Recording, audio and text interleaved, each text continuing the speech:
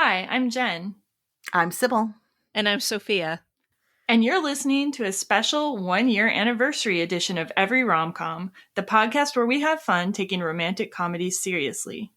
On this episode, we'll share some of our favorite episodes and memories from the first year of Every Rom Com. We'll talk about our picks for the most underrated rom-coms. And we'll share some of our other favorite movies from outside the rom-com genre as we celebrate our first year of podcasting.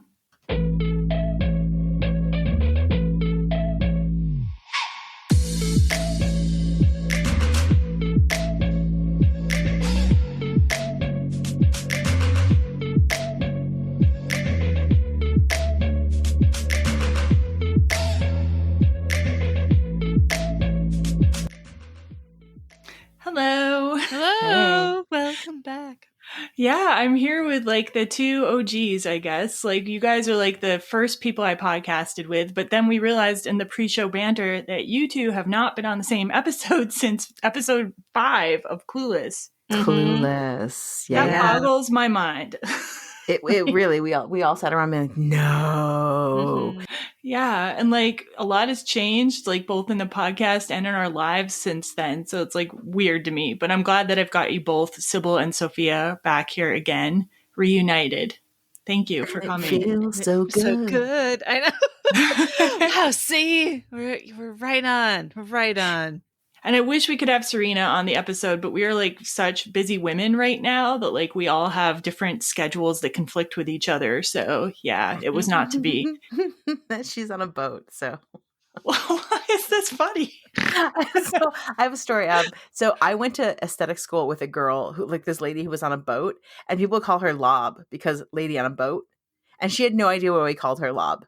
And I didn't know for forever why she was Lob. I thought that was her real name. And then one day I was like, well, what about Lob? And people were like, no, you don't call her Lob in front of her. I'm like, why? And they're like, that's not her name. I'm like, I thought that was her name. So actually, every time I talk about Serena on a boat, I just think about Lob. Lady on a boat. Yes. So wait, like you never spoke to her, but you just thought that was her name. And so I thought that was her name. I thought her name was Lob because like I don't pay attention to things. And like I would never make fun of somebody by calling them Lob. Like that's not even like funny. Lob. Like that's just stupid.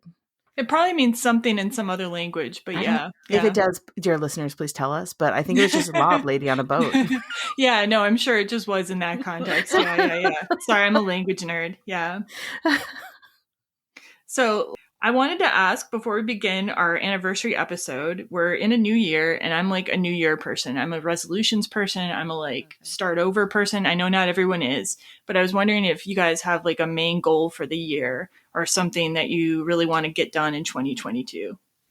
I actually just did this on my other podcast and I was like, set the bar really low. Just don't get shivved by 2022. Yeah. Right. Like that's the goal. The goal is like I don't want to be like stabbed in the back this year by it. And how do you achieve this goal? I look backwards a lot and just hope for the best. You sleep with one eye open and have no plans for this year besides not getting shivved. Oh my goodness. Well, I support you in that goal, but I hope that even better things come of it. So, yes. I do goals like all the time and I don't. So I'm not like a New Year's resolution-y kind of person. It's just like, start whenever, start today. Yeah. Kind of thing. Yeah. So, but I did lose, strangely enough, like all this time on my hands during pandemic. I didn't run. I stopped running, essentially. I would go out a little bit and like hurt myself and blah. So this year it's reclaiming my love for it and went ahead and signed up for a 10K and a half marathon with my sister-in-law. I'm like, oh my God, a half. I haven't done that for like 10 years. I did one 10 years ago. So that's on the horizon. I support you in that horror. So but it is kind of a horror, but I'm like, yeah. Yeah, like that's exciting. I don't know. Yeah. When's it happening? The 10K, so we're in January now, right? The 10K is in May. So okay. So that's 6 miles. And that's how many months? Yeah, that's plenty. And then right, the half marathon is in October. So 10 got months for time. that. Yeah. You got time. Yeah. So you're the resolution girl. What is it this year? Yeah, then? what are you doing? So yeah, I'm trying to do too many things probably, but I've tried to like narrow down like what's the main thing I want to do, and it's basically to concentrate on all facets of career, which includes like I'm at a library now, working at a library, but I'm part-time.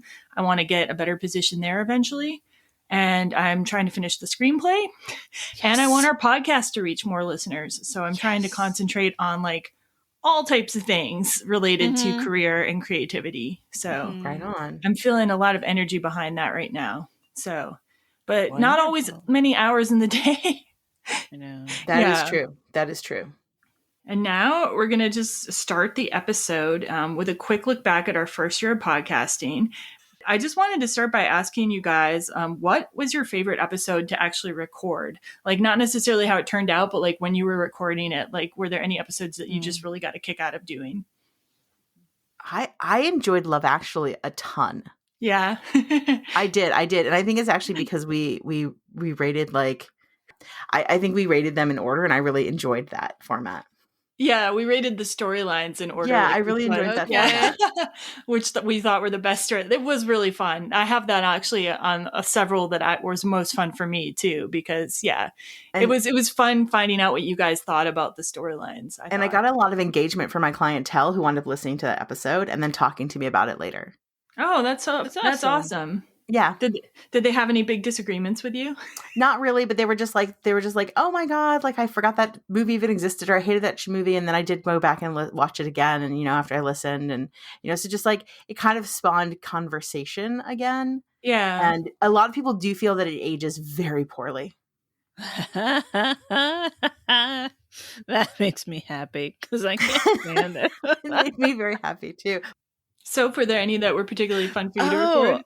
I really enjoyed the recording of the Before trilogy.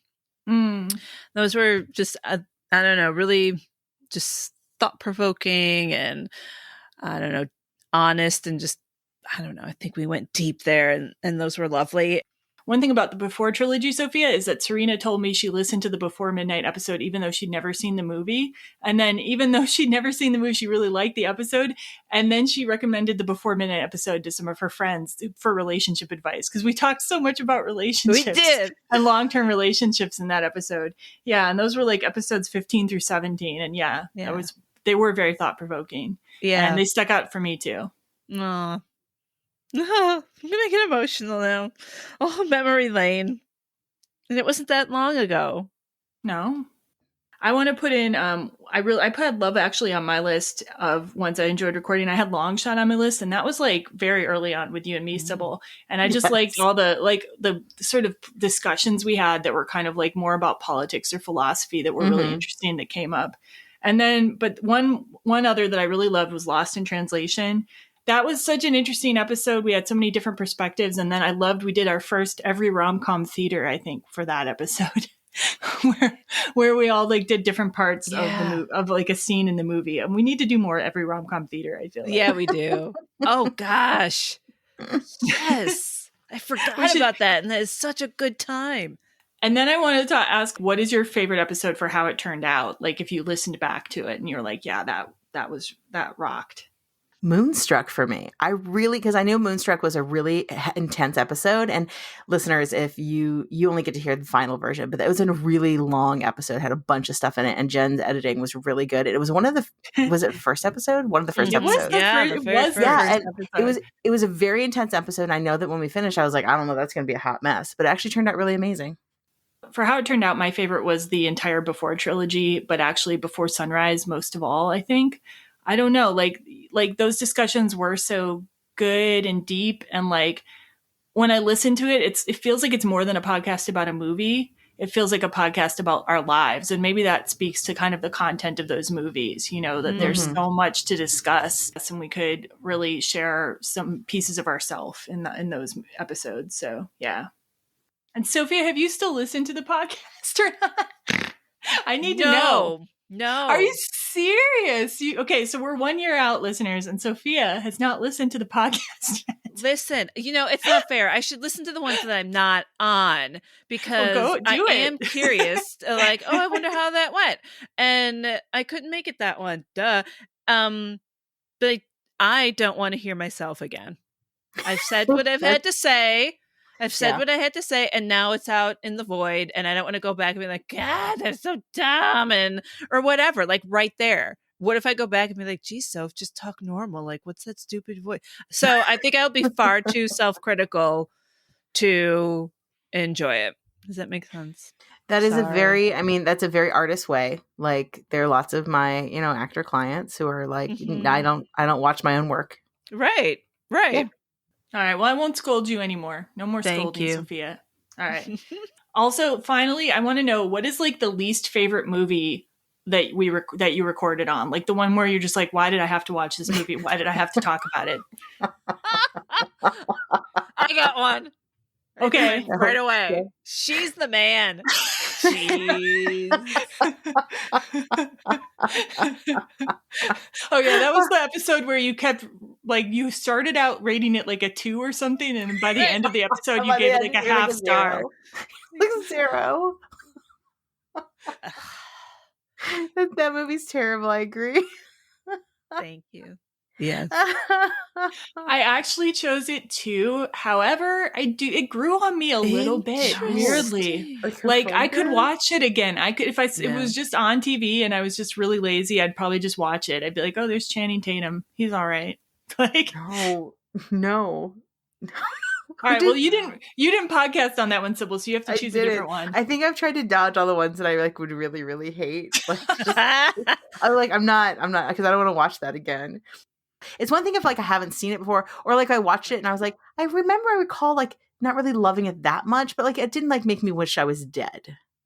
She's the Man made me feel that way. I had never seen it before because I knew when it came out, I'm like, that looks stupid, and then I watched it and I was right, and extra right. So, but you know what? It did come out of that. I did reread what's it based on, and I watched it like a nice Shakespearean version of it. Like, that was fun. Yeah. 12th Night. I was about to say Measure for Measure. I'm like, that's not right. So 12th Night. Yeah. So that goodness came out of it. And I actually learned a lot of interesting things too about just like the whole gendered toys thing and gender roles stuff. Like, research that I read was super interesting for that episode. So I think like we actually like added a lot of like interesting content to that episode, even though it wasn't like, like the best movie. So segueing from like, well, interesting things I learned, I wanted to know if there's like any surprising or interesting facts or things that you learned about the movies that we covered, like that you wanted to share about. I don't remember if there's any interesting facts, but I will say that it's been my favorite part of doing this with you is that the depth of research that you've gone into, because like I'll think I'm like, I know this movie pretty well and I understand the backstory, whatever, I understand film and everything. And then I'll be like, I didn't know that. That's like Warm Bodies. I knew a lot about Warm Bodies because I read the books and I've read a bunch of stuff in the books. And there was a bunch of stuff I was like, I didn't know any of that. There was like there were like 2 movies that I didn't even know that the writer had done that I've gone back and watched and I've really enjoyed. Nice. So there you go. So you're doing God's work. I'm a nerd. No, I love it. But that's exact same thing I was going to say. It's the research that we've done and the interesting things that we've gotten to learn from what we've just like, found out from ourselves, but also just the other my other co-hosts' reactions or their experiences, like Serena working at a summer camp, and when we did Wet Hot American Summer, she was like, "Oh yeah," like that was awesome. that she. So good. Oh man, I know. She's like, that's 100% true. Oh yeah, we were out drinking when the kids were in bed. Like, like the whole deal. That was awesome. So, and people's experience who lived in Japan. And when we talked about Lost in Translation, that was so much fun. Yeah. So that's been my favorite stuff, I think. Yeah, mm-hmm. I brought I have three movies that I just wanted to highlight that I learned interesting things for. So when we did Bell Book and Candle, which was episode 3, I learned so much about like sort of the history of witchcraft laws in Britain and like the meaning of pie whacket and like all these weird like familiars and demons that they were writing about in these weird witch trials. Like there was so much interesting stuff, like background stuff that I learned for that one. Then Twister, like I really loved researching tornadoes for Twister. Like episode 19, man, it could save your life. Like we did. We were like, safety features, people. This is what you do, and had an outline. Yeah, and it's basically nothing like what you do in the movie Twister. I mean, don't try to hide outside in a ditch. It's not going to work out. Don't hold on to a bar. You're going to die. The ditch part isn't bad. What they got wrong was like under the overpass. I'm not going to get into the whole details again, but like, yeah, if you have no other choice, you are supposed to get really low to the ground though, and like make sure no air can get under you. Like if you have no other choice but to be outside. But like I learned weird stuff for that. Like I knew tornado safety pretty well because I'm a Midwestern girl and I'm a worrywart. But like I learned new stuff like that you should actually wear a bicycle helmet if you can, even in addition to hiding in your basement, or use a metal colander if you don't have that. And I'm like, there's like entirely new ideas I have for tornado safety now out of this movie. Okay, and then I have one final one. Like I was like not really big on doing Roman Holiday when we did that. That was like one of Soph's choices, but like the things I learned about it were fascinating, and just learning about Dalton Trumbo, the screenwriter, and how he was part of the Hollywood 10, and the McCarthyism era. That was so interesting to me and moving, and it led to me researching more about him and watching movies about him. And like, yeah, like these movies can lead you down the most interesting pathways. So leading on from that, doing the podcast, we all started out rom-com fans. I'm assuming you still are. But has it changed your view of rom-coms in any way, of the genre? No, it hasn't changed my view, but all the things that have the problems with rom-coms still hold up. Like, for instance, Leap Year had all of the cliches. Remember? We were like, oh, they did that. Oh, and that. Oh, and that.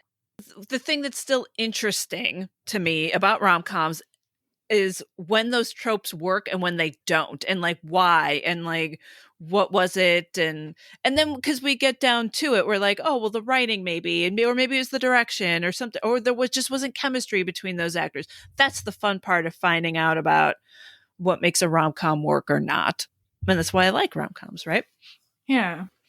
Yeah, for me, one thing that like I've come to respect rom-coms as a genre more, and I mean partially, maybe I'm because the podcast is taking a very wide net, like in bringing in things that aren't necessarily traditionally thought of as rom-coms, but even the traditional ones, I just have like a lot of respect for really like how much goes into making one perfect. Like you said, some work and some don't, and to make a perfect one, you really need to bring these elements together, and how much extra like cultural stuff you can find in most of these movies, like even if they didn't put there intentionally.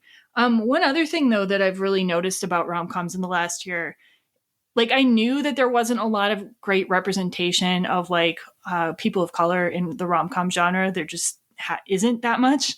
But this has really highlighted it, because like you can find like black-led rom-coms and rom-coms led by other non-white people, but like there's not like so many of them, like that it's easy if you're putting together a series on summer rom-coms or like wedding rom-coms. You don't find like tons and tons of them, right? Whereas if you just want white people in a rom-com, you can take your pick of a whole bunch of them. So it's really highlighted for me the need for even just like more representation. And like when those movies are made, sometimes they get kind of siloed off, like they're not promoted as well. And so you kind of have to dig to find them sometimes. And that was definitely the case growing up. I don't think we saw a lot of them come through our theaters. So yeah, I just hope there's more and more representation, and we're going to try to bring more in. Sometimes putting together a series, it's hard to get that representation in, but I'm working on it. I just want to let our listeners know that. Yeah. Anything for you, Cybil? Anything that's changed over the year, like of just looking at all these different movies? I always thought, for me, like I went through like my list of like what I consider a rom-com, and like what I consider a rom-com is not as narrow as what would be considered like a rom-com. So like I actually consider any kind of comedy that has a romantic element, that the romance is kind of like moving the plot forward in some way, a rom-com. And sometimes it's even like a drama, like a dramedy, moving it forward. And so I Yeah. found that like, but like it might not be considered a rom-com to other people. And I actually found that more of the things that I always thought they were rom-coms, people were like, that's not a rom-com. And I'm like, I thought it was. I thought it was a rom-com. But people are like, no, it's not like silly enough. And I'm like, wait, you think that rom-coms have to be silly? Yeah. And so that's what I think has really been great about the show, is that we have taken a more broad view of kind of what is romantic comedy in general. Yeah. Yeah, that's important to me, just to like make people think a little bit, rethink their conception of like romantic comedy, what the genre is and what it can do, really. Right. Yeah. Like when we did like, we did some like romance and horror, I mean, they might not be considered strictly romantic comedy, but like, take a broader view and suddenly you do have it's there. Mm-hmm. Yeah. I mean, Warm Bodies really, like, come on. Like, it's based on it's Romeo and Juliet, people. Yeah. And the boy happens to be a zombie. That's all. That's it. No. So I've enjoyed that a lot about doing this particular podcast, is just like making me look at romantic, like my thoughts of like what I thought was romantic comedy, and then sharing that with other people and having conversations about that with people. Cool. All right, now we're going to get into the topic of what are our 3 most underrated rom-coms. And I think we will trade off on this, okay? We'll each do one and then pass it off. And it's not like a top 3 for me anyway. They're just like, they're not in order. But I'll go ahead and start off. And it'll be interesting if any of us choose the same ones, although I doubt it. I think it would be really astronomical odds. But my first most underrated rom-com is 1991's Impromptu, which is good one. which is a period piece, and it's about the romance between Georges Sand, the French novelist, and Frédéric Chopin, and it's got an amazing cast. It's like Hugh Grant is in there as Chopin, Judy Davis plays Georges Sand, and then you've got Julian Sands from like Room with a View is in there as Franz Liszt. Bernadette Peters is in there, Mandy Patinkin. You got Emma Thompson showing up in this amazing comedic role that very few people have seen. Yeah, I remember that from high school. You'd be like, "Oh, the birds in the sky!" Oh, Jen, that's hilarious. You also have the stupid rain. Right. It's an amazing movie. So few people have seen it, and it's really, really good. And I think we'll cover it at some point. We'll do like period pieces or true life romances or something. I don't know. I love that movie. It's so good. Yeah, like it's delicious. Well, I'm glad you guys agree. Yeah, so yeah, Impromptu, guys, check it out. It's funny because I don't have that in my list as a romantic comedy at all. That's not on my. But it like so is. It is. You're absolutely correct. But yeah, like when I went through my list of like looking for my romantic comedies, it's like that's in my drama, not my romantic comedy. Interesting. Yeah. It is. Uh-huh. Oh, I've got one. So I'm going to put down, also, I do not have mine in any particular order. I literally just picked out movies that I feel that people probably haven't seen, or maybe they watched and then like poo-pooed it at some point in time. But if they do a rewatch, they might really enjoy. So my first is The Truth About Cats and Dogs, which is from 1996. And it's got Janine Garofalo, Ben Chaplin, and Uma Thurman in it. Mm-hmm. And it also has a pretty interesting like cast of other people. And it's about like, a vet who has like a talk show. And it has a lot of like body positivity questions about like what it's like to actually be thin and not feel good about yourself. And to be like a person who like lives with that and looks at that and like wonders about themselves. And I actually think that those topics are very relevant in this day and age. Yeah. Cool. Yeah. Serena said that she liked that too at one point. It's a really good film. Yeah. Cool. Oh, so my again in no particular order, but Return to Me is, I've talked about it before on like a now streaming, and maybe have put it as a double feature for things. It's co-written but solely directed by Bonnie Hunt, and she is a supporting role in it. And it stars Minnie Driver and David Duchovny, and it takes place in Chicago, where I have roots and where Bonnie Hunt is from. So I love that. And it's about a woman who needs a heart transplant, and she receives it. That's Minnie Driver on the same night that David Duchovny's wife. They're in a car accident. So, and it's about how like those two meet, and that this heart kind of brought them together, and it's like has a little touch of magic in there, which is sweet, and it's a fun ensemble. I think it's super sweet. I love that Bonnie wrote it and directed it, just as Yeah. power to her. And it's a lovely film. Like I think it has all the romantic elements. Yeah. Mm-hmm. And I think it's really funny. Jim Belushi's in it too, and he's hilarious, and Bonnie's funny, and just a funny supporting cast. Yeah, I'd love to do a series maybe on women. I mean, we've done women directors in other instances, but just to do a whole series of women directors too at some point would be kind of cool. Or women writer specifically directors. for rom-com, right? Because I feel like they're called, they're chick flicks, which is not a positive thing, but to like have smart women making smart romantic films, I think that's part of the reason I love it so much, and it just holds up. Okay, my second pick I've talked about on the show before. I've definitely talked about on now streaming, and maybe recommended as a double feature. It is also from the 90s, 1993, The Wedding Banquet, which is one of Ang Lee's early films. And it's so good. It's like it's not really traditionally a rom-com. Like it's sort of more of like a family farce comedy, but like I really appreciate the romance between the gay males in the movie. Like they have so much chemistry and love, even though they're a couple that's already together. It's also a movie about just like cross-cultural difficulties because one of the members of the couple is Taiwanese and his parents don't know that he's gay and involved with somebody. And it's a really heartwarming story and very funny. And I think if you like Ang Lee's work, you're really missing out if you're not watching this movie. He made a lot of these charming family pictures that were kind of rom-com elements when he was first starting out. So check that out. Yeah. When Awkwafina's The Farewell came out, this is the movie that I actually thought about because Me too. I didn't like The Farewell. I thought it was really boring. Well, I like that. I thought it was really boring, but I thought because what I cared about is I actually wished that the story had been more about. I think I wish it had been a rom-com or more of a romance between what was about the couple who was like doing that fake wedding, and I was like, I wanted to watch Ang Lee's this film again. Like, and less about whatever was going on with Awkwafina's family. And that's literally what I thought when I finished. The banquet sequence in that movie really reminded me of the wedding banquet. That's what everybody talked about during The Farewell, is that like, oh, they got the culture and they could really feel the culture and da da da da. And I'm like, yeah, I already got that. I did you see this other movie? Because it was the same. But however, like there should be like able to be many versions of like that, Chinese weddings. I felt that the story that was the story I wanted to hear. Like because I was much more interested in their story. Yeah. As a rom-com viewer, I was much more interested in that.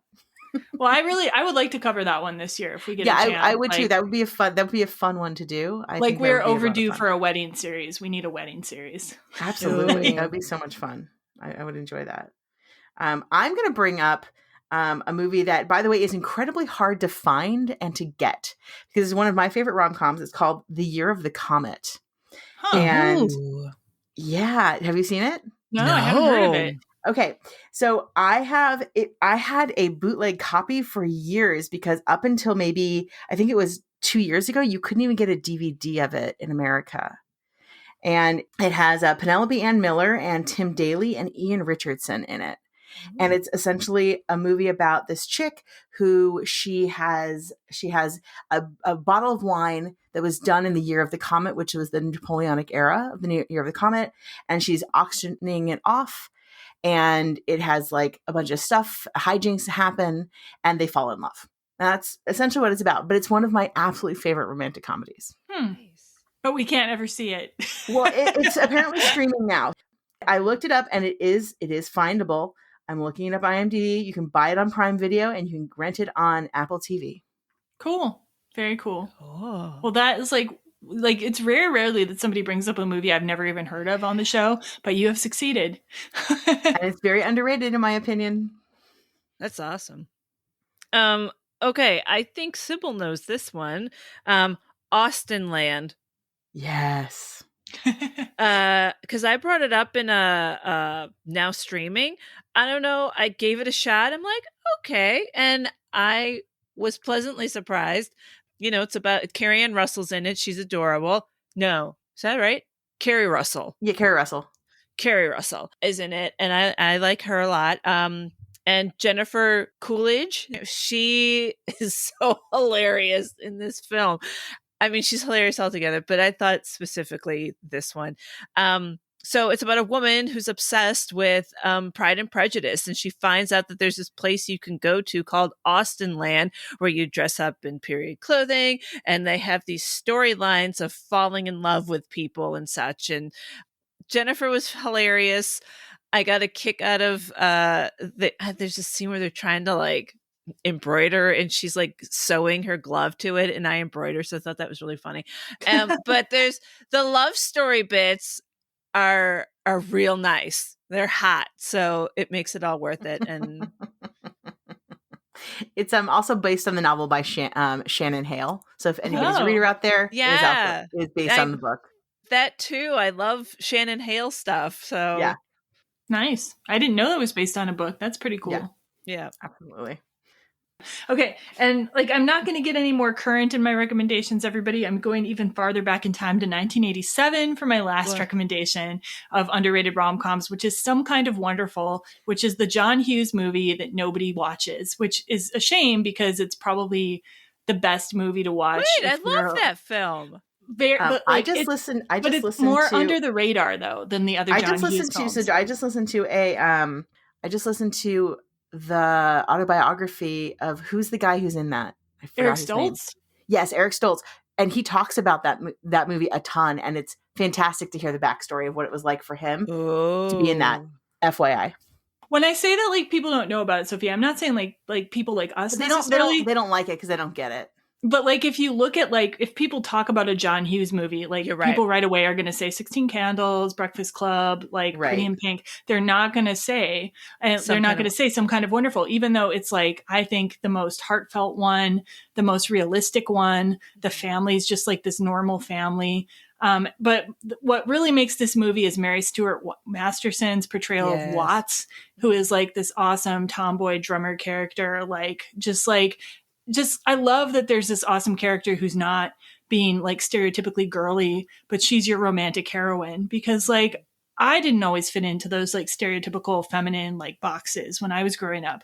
And like I needed examples of girls like me, falling in love. And it's also like a story of friends to lovers, which is really well done. It's not always a well done genre, but in this case, I think it works so well. And you also get Leah Thompson in there is really good too. And like, I think for modern viewers, like younger people, it might have some harsh edges. Like they're not using polite language in this movie. Okay. There's the school bullies are real bullies. They're not like violent per se, but they're not using really nice language. But like, I think it's such a realistic movie, like in terms of like, what it was like to be a teen at that time. And like, it's really well acted. And I think it's just such a little gem of a movie. I agree. And you're right. I completely forget that John Hughes directed that. He didn't direct it. I don't think about it at all. No. John Hughes actually didn't direct it. Howard Deutsch directed it, but John Hughes wrote it and produced it. Fine. Yeah. Either way, I still don't ever think of it as a John Hughes film. So yeah. But it's there, and it's like it's the undiscovered gem of the John Hughes universe, in my opinion. And I'm going to talk about Someone Like You, which is let's see, that was 2001. Is it really 2001? Gosh. According to my IMDb, it's 2001, but I just don't believe that. It seems like it was so I much believe older it. than that. That's when it was. Yeah, that's 2001. Anyways, it has like everybody in it. So it has Ashley Judd, it has Greg Kinnear, and it has isn't Hugh Jackman in that? Jackman, yeah. Also Bearing the lead. Marissa Tomei and Ellen Barkin. Oh wow. I didn't know Marissa I'm telling you, it's got everybody in it. It's got everybody. But it's when Ashley Judd was at the peak of her career. Like she was like in every rom-com. She was doing it all. But I really like this. It's got incredibly good writing. It's very, very snappy. It's incredibly good writing. It's really funny. And the chemistry between Hugh Jackman and she is just really good. But I'm like they're both always great. I don't care what rom-com they're both in. You know how sometimes you have certain actors and actresses are just really always good in a rom-com? Mm-hmm. And so this is one of those ones that they're just really, really good together. And it's one of those, like, he has to become her roommate and she has no choice. And then they kind of like fall in love. Mm-hmm. Well, to kind of piggyback off the Hugh Jackman is good in everything he does, I picked Kate and Leopold because I think he's really great in that. And when I first saw it, I'm like, and then I kind of saw it again, and I was like, it grew on me. And I honestly think because Mr. Hugh Jackman is fantastic. So yeah, it's true. do I need to give a little more plot about that? Maybe No. people If know you it. don't know Kate and Leopold, we have problems. Okay. Yep. Okay. I don't know if that's underrated. I'm just saying that like everyone should have seen that. I don't understand your Like life. I'm not personally a big fan of that one, but it's no fault of Hugh Jackman's. But like, yeah, like Well, I think even I as agree for that- a Meg Ryan film too. Like everyone's like, oh, Meg Ryan and Tom Hanks and all those films, and I'm like, you know what? I kind of like Meg Ryan and Hugh Jackman, and I like her with Billy Crystal. We all have different. Yeah. Once again, Meg Ryan can be with lots of people. She's also Yeah. very good in rom com. yes. We got to do an episode on that sometime. We've got to do a best on like the best rom com players. I think She's the one I can't remember the name of, but she plays like she's a crazy woman who like kidnaps a guy, and I can't remember what it is, but it's so good. She's so crazy. I love her. Yeah, I know which one you're talking about. With Broderick, Matthew Broderick is in it. Yeah, she kidnaps him, and I'm like, it's amazing. Wait, what? Yeah. I don't know where we are anymore. Okay, we got reel it back. All right, so those were our underrated choices. Like, and listeners, if you have any underrated rom-coms that you want us to hear about, again, feedback at everyromcom.com. You can email us there. Okay, so now I wanted to give us a chance just like for the audience to get to know us like outside of rom-coms, because you might be curious, like, well, what else do we watch? What else are we interested in? So we were going to do top 10 favorite films. Cybil pointed out that seems like a lot. I kind of agree with her. So let's do 5 though. 3 is too few. I can go first, or you guys can go first. I don't care. Go for it, Jen.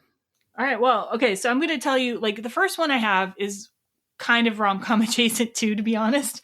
Whenever people ask me my favorite movie, I kind of go into a panic, but this is the movie that's kind of been put in as a placeholder that I do think I could watch like many, many times forever. It's The Sound of Music. So that doesn't get us too far from the rom-com genre, to be honest, but like, I don't know. That's a movie that goes deep with me, and I feel like I could just watch it forever, and I think it is a very high quality movie. Wonderful. Yeah, I mean, if I like that I guess would be my desert island movie. I mean, I'd probably grow to hate Julie Andrews at a certain point when I was tired of eating coconuts, but that's just a risk we'll have to take. like no more of my favorite things, Julie. I can't eat another coconut. I want a crisp apple strudel. You keep singing about them, but I don't have any. Awesome. Yeah, and then we'll just do these in a batch. Yeah, just give them an order. Another one that I want to shout out is The Empire Strikes Back. So in addition to romantic comedies, I do end up watching like a fair amount of sci-fi. And I grew up on the original Star Wars trilogy. And of the original trilogy, The Empire Strikes Back is my favorite. Of course, one of the reasons it's my favorite is because it has a lot of romantic scenes in it with Han and Leia. But I do watch sci-fi. My husband loves sci-fi, so I'll end up watching things with him too. Like Firefly is one of my favorite shows. Like, I can watch outside the genre. Another favorite of mine, Inglourious Bastards, directed by Quentin Tarantino. It is kind of serving as a stand-in for Quentin Tarantino's entire oeuvre, because like I love Quentin Tarantino. He's my favorite director. That people are sometimes surprised about when they hear I run a rom-com podcast. Like, I love rom-coms. I also love Quentin Tarantino. I laugh at the scene where the Nazis are on fire in Inglourious Bastards. But there you are. Like, I'd say Tarantino is probably the director I quote the most. Think about his visual references the most. And yeah, that was really pivotal in my life. Senior year, Pulp Fiction came out, and yeah. Mm-hmm. So, Sophia, I don't know if like you agree with that, like if that was part of your life too, or. Oh, in high school, Tarantino. Yeah, every weekend, Aaron Yost and I would watch Reservoir Dogs. Every weekend. Wow. Well, not every weekend, but like okay. There would be consistent Friday nights. I would close up the coffee shop I was working at and be like, what do you want to do? What do you want to do? Let's go watch Reservoir Dogs. Like we wound up there a bit. It's so funny. I remember, yeah, he was a big deal back then for Yeah. me. I don't know that I can deal with him now. Like Okay. the violent, like I could not watch Reservoir Dogs now. I'd be like, fast forward on this horror and violence. So I've grown horror and violence. And to think that I knew the Like a Virgin speech. Oh yeah, we all did. We would recite the Like a Virgin speech at the movie theater. I can still do parts of it, and I'm like, I can do almost all of it still. Yeah. wow. Yeah. Well, Inglourious Bastards is my stand-in for my favorite Tarantino. Like, I actually like. I like his later work better. Like, I'm a big fan of Death Proof and Once Upon a Time in Hollywood too. So, like, I think he keeps bringing in really good pictures. And then I've got like 2 more picks. And these are like not. I don't know. It's really hard to have like to just be like these are my 5 favorites. So That's what I say. That's I know. But Passion Fish, directed by John Sayles, I think is one of the most beautiful character studies of like dramas and it's got Mary McDonnell and Alfre Woodard, and their performances are both amazing. The writing in that movie is amazing. I would be hard pressed to think of a drama that I like more or value more or could watch more than Passion Fish. And it's got comedy too. So like that is a top 5. And then I'm going to round out the list, and I'm kind of like eeny, meeny, miny, mowing the rest of the list at this point. I'm going to put in Bram Stoker's Dracula. Yes, you are. And it's like I laugh, but it is actually a really high quality film. Like Francis Ford Coppola directed it with such artistry. Like it uses practical effects that are so amazing, so much better than CGI. Like, and the costume design won an Oscar, I believe. At least it was nominated. Soundtrack is beautiful. You just kind of have to like ignore Keanu Reeves' performance a little bit, or just like look at it as serving the plot to make Dracula look better.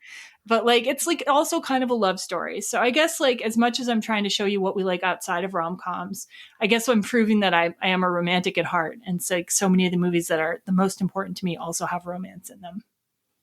Yeah, I would probably agree with that. Yeah. All right, well, tell us what you got, babe. Tell us what you got. I like heist films, but you know, I like a heist flick, and I guess as an example of that, it's not a favorite, but one that we've watched repeatedly is The Italian Job, the remake, not the old one with Michael Caine. I think Michael Caine. Oh my gosh, Lee would be bothered by that. Sorry, because he likes the old one. Yeah, the old ones are boring. Whatever. Oh my god, I agree, 100%.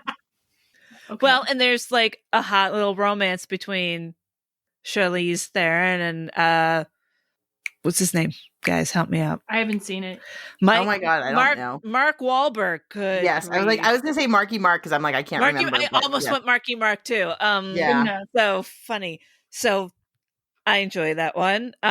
But a heisty film, even like, and that one I would call a light one.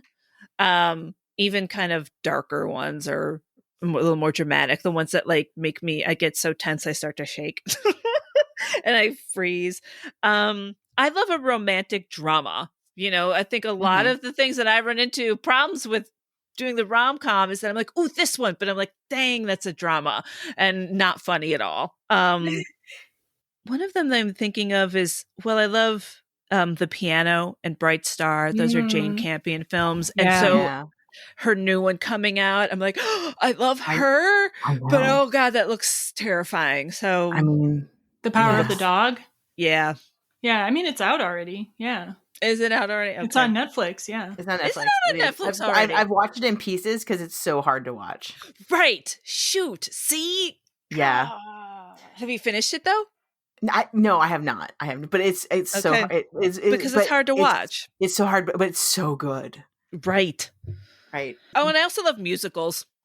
But I mean, what was I thinking? I have like Newsies.